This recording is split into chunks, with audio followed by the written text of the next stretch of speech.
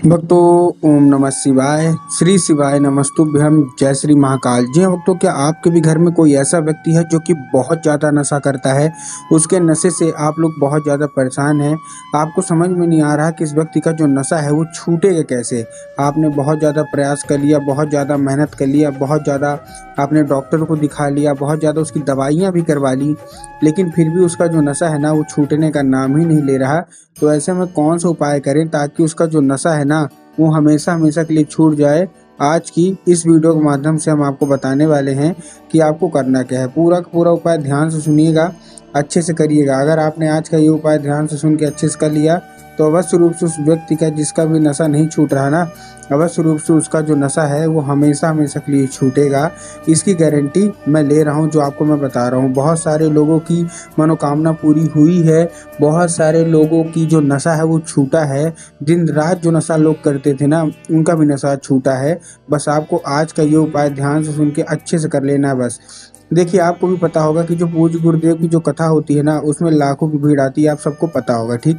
तो आज से 4-5 महीना पहले की बात है, गुरुदेव की कथा चल रही थी और गुरुदेव की कथा में लाखों की भीड़ आई।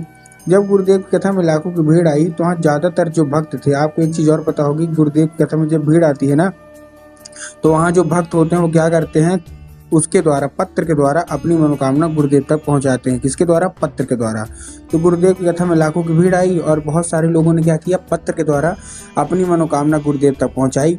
जब गुरुदेव के पास पत्र पहुंचा और गुरुदेव ने पत्र पढ़ा तो वहाँ गुरुदेव ने देखा कि ज़्यादातर लोगों की केवल और केवल एक ही मनोकामना है। क्या है वो? उनका केवल और केवल एक ही मानना था कि गुरुदेव, हमारे घर का एक व्यक्ति है, किसी का पति नशा करता है, किसी का बेटा नशा करता है, किसी का भाई नशा करता है, किसी का भतीजा भांजा कोई न कोई होता है कि नशा करता है। तो वही पूछ रहे थे, गुरुदेव हम बहुत ज़्यादा परेशान हैं, हमारे घर का ये जो व्यक्ति है ना बहुत ही ज़्यादा नशा करता है, कृपया करके कोई उपाय बता दे।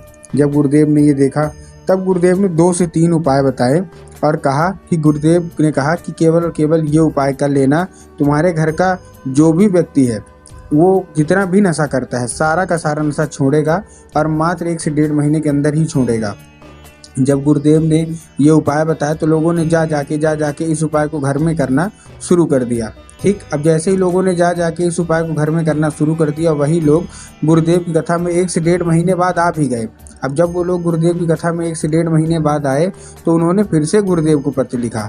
लेकिन इस बार आप जान के हैरान हो जाओगे कि ये वाला जो पत्र था ना, ये गुरुदेव को धन्यवाद के रूप में पत्र था कि गुरुदेव धन्य हो आपका, आपके द्वारा बताया गया उपाय हमने कर लिया है, हमारी सारी की सारी मनोकामना पूरी हो गई है। हमारे घर का जो व्यक्ति था जो कि बहुत ज़्यादा नशा करता था, उसने पूर्णतः नशा छोड़ दिया है केवल आपके उपाय करने मात्र से।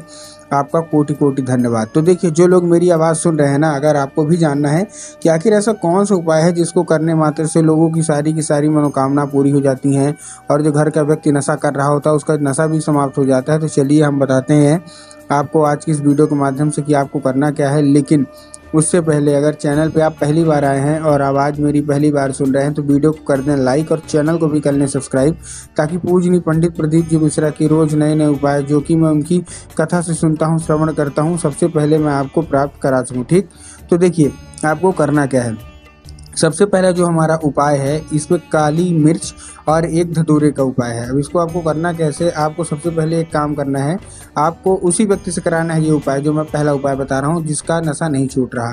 आपको उसको 3 काली मिर्च दे देना है और 1 धतूरा। अब देखिए, काली मिर्च और काली तिल में ना बहुत सारे लोग कंफ्यूज होते हैं कि हमको काली तिल लेना है कि काली मिर्च लेना है, हमको थोड़ा साफ साफ बताइए।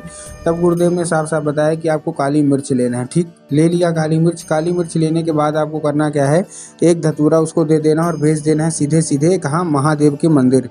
अब जैसे ही व्यक्ति महादेव के मंदिर पहुंचेगा उसको क्या बोलना है, उसको ये बोलना है कि दक्षिण दिशा में खड़ा हो जाए और उत्तर की ओर चेहरा कर ले। अब देखिए, बहुत सारे लोग ना दक्षिण और उत्तर में भी कंफ्यूज होते हैं कि अरे दक्षिण क्या है, उत्तर क्या है, हमको थोड़ा साफ साफ बताओ। तब गुरुदेव ने साफ साफ बताया है कि आप जिस भी शिव मंदिर जा रहे हो, शिव मंदिर का जिधर साइड जलाधारी होगा, आपको अपना चेहरा उधर साइड करके खड़े हो जाना है। ठीक, खड़े हो गए।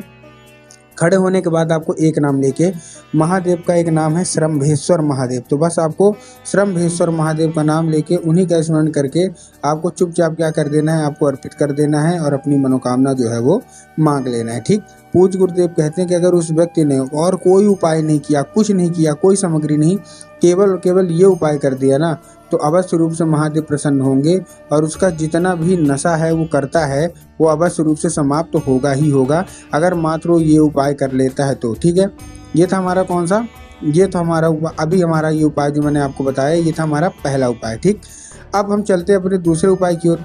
अब जो दूसरा उपाय है ये सारी की सारी महिलाओं को करना है। ठीक, अपने पति के लिए चुपके से।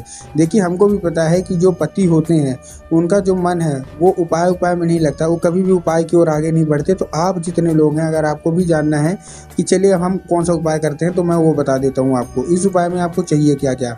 इस उपाय में आपको 1 लोटा जल चाहिए और उसके साथ साथ आपको 3 बेलपत्र चाहिए। क्या क्या चाहिए, 1 लोटा जल, 3 बेलपत्र।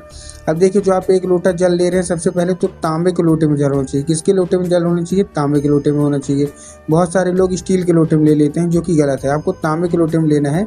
और तांबे के लोटे में लेने के साथ साथ आपको क्या करना है, तांबे के लोटे में ले लिया, उसके साथ साथ जो जल है उसमें जल में आपको ध्यान रखना कि जो जल है वो आपके घर का होना चाहिए।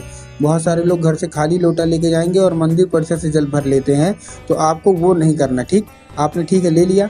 लेने के बाद आपको करना क्या है, जैसे आपने लिया लेने के बाद आप पहुंच जाइए, 3 बेलपत्र भी आपको लेना है जो मैंने अभी आपको बताया। जब बेलपत्र लेंगे तब ध्यान रखना है कि कहीं से बेलपत्र कटा फटा नहीं होना चाहिए, कहीं से खंडित नहीं होना चाहिए, कहीं से भी खराब नहीं होना चाहिए। बहुत सारे लोग तो एक पत्ती को ही बेलपत्र मान लेते हैं जो कि पूर्णतः गलत है। आपको भी पता है, पूज्य गुरुदेव भी हमेशा बताते हैं कि एक पत्ती का कोई बेलपत्र नहीं होता, 3 पत्ती मिलकर जो बेलपत्र बनती है ना वही बेलपत्र उसी को माना जाता है। ठीक, तो आपने बेलपत्र ले लिया, अब पहुंच गए सीधा सीधा शिव मंदिर।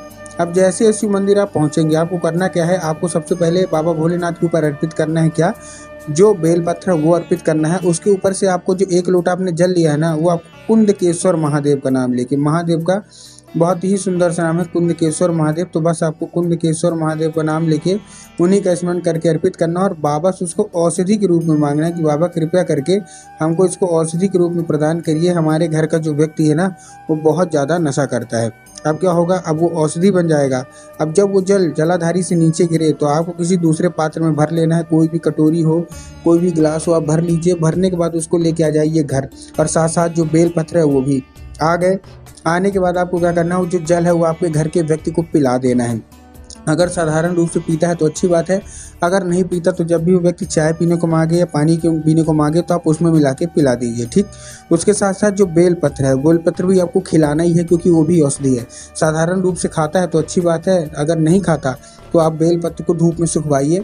सुखवाने के बाद उसको पीस लीजिए, वो पाउडर बन जाएगा। पाउडर बनने के बाद आपको क्या करना है, जब भी व्यक्ति खाना खाने को मांगे तो दाल या सब्जी में मिला के उसको खिला दीजिए।